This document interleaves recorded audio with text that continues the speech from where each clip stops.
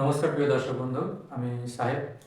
আজকের এই ভিডিওতে আমি বর্তমান বাংলাদেশ এবং ভারতের যে সেনাপ্রধানের মধ্যে যে কথা হয়েছে, যে বক্তব্য হয়েছে, যে বাকবিতণ্ডা হয়েছে, সেই নিয়ে বিস্তারিত এই ভিডিওটির মাধ্যমে তুলে ধরবো। আপনারা যারা আমার চ্যানেলে প্রথম দ্বারা এই চ্যানেলটিকে সাবস্ক্রাইব করে রাখুন। এই চ্যানেলের মাধ্যমে বিভিন্ন দেশের আন্তর্জাতিক খবর, বিভিন্ন দেশের বৈদেশিক নীতি নিয়ে আলোচনা করা হয়।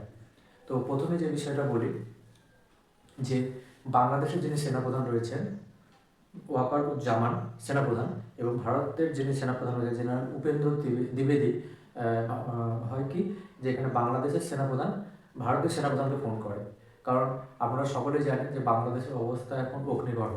সেই দেশের যে অভ্যুত্থানের পর যে ধরনের মানে কার্যকলাপ, যে ধরনের কর্মকাণ্ড হচ্ছে, তাতে ভারত সরকার যথেষ্ট উদ্বিগ্ন।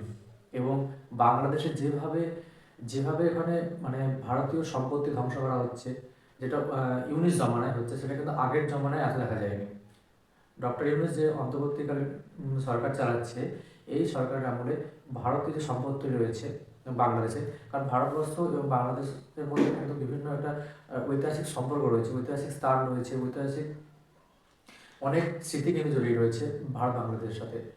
তো এখন বাংলাদেশের যে সমস্ত যারা মানে ইয়ং লিডার রয়েছে, যারা বর্তমানে বাংলাদেশের নেতৃত্বকালীন মানে কাজগুলো চালায়, তারা এই কর্মকাণ্ডগুলো ইন্ধন যোগাচ্ছে বলে ভারতের অভিযোগ। তো এই এই পরিপ্রেক্ষিতে কী হয়, যে ভারত এবং বাংলাদেশের মধ্যে দুই দেশের সম্পর্ক অনেকটা খারাপ। বর্তমান পরিস্থিতি দেখতে গেলে ভারত বাংলাদেশ সম্পর্ক একদম তলানিতে। সে দেশের যেভাবে কর্মকাণ্ডগুলো আমাদের চোখে আসছে, বিভিন্ন সংবাদ মাধ্যমে চোখে পড়ছে, তা কিন্তু যথেষ্ট উদ্বেগ। এবং তারা সরাসরি কখনো কোনো হুমকি দেয়, ভারতের চিকেন নেক নিয়ে হুমকি দেয়, চিকেন নেক আলাদা করে দেবে। চিকেন নেক হচ্ছে ভারতের উত্তর পূর্ব যে সমস্ত রাজ্যগুলো রয়েছে, সেই রাজ্যের প্রবেশদ্বার। এই চিকেন নেক মাত্র 22 কিলোমিটার চড়া, এবং এই চিকেন নেক নিয়ে সরাসরি বাংলাদেশ অনেক লিডার কিন্তু হুঁশিয়ারি দিচ্ছে ভারতকে। তো ভারত সরকার যথেষ্ট মানে এই বিষয়টি নিয়ে সিরিয়াস রয়েছে।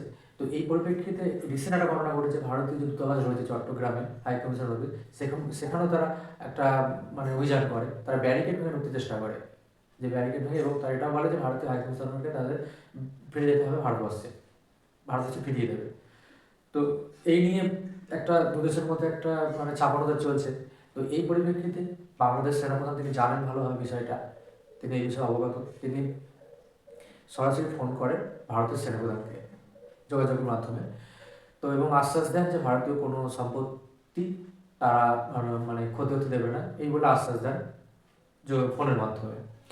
তো এখন দেখার বিষয় যে এই পদক্ষেপটা বাংলাদেশ সেনাপ্রধান কতটা নিতে পারে, বাংলাদেশের যে সরকার রয়েছে অন্তর্বর্তীকালীন, তারা কি পদক্ষেপ নেয় ভারতীয় সম্পত্তি রক্ষার্থে, ভারতের সঙ্গে সম্পর্ক ভালো করতে।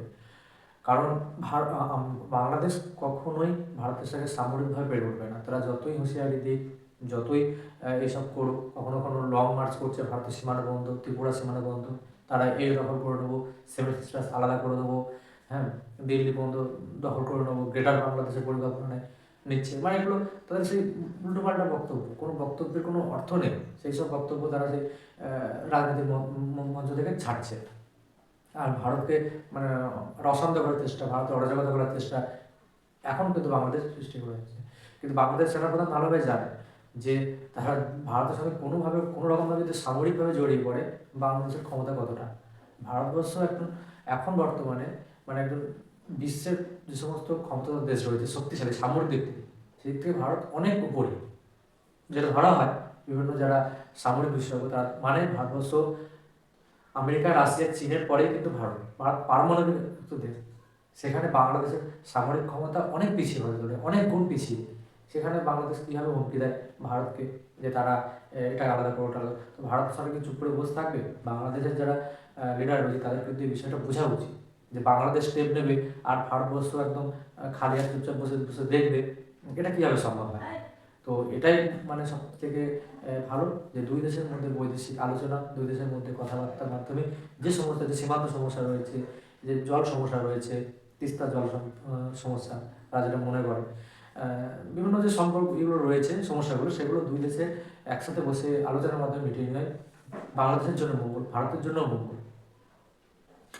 তো বর্তমান যে সিনারিও, সেটা এই বিষয়ে তুলে ধরা হলো বর্তমান পরিস্থিতি। আজকের ভিডিওতে এতটাই। নিত্য নতুন আপডেট পেতে আপনারা অবশ্যই এই চ্যানেলের সঙ্গে জড়িত থাকবেন, সাবস্ক্রাইব করে রাখবেন। তো ধন্যবাদ প্রিয় দর্শক বন্ধু।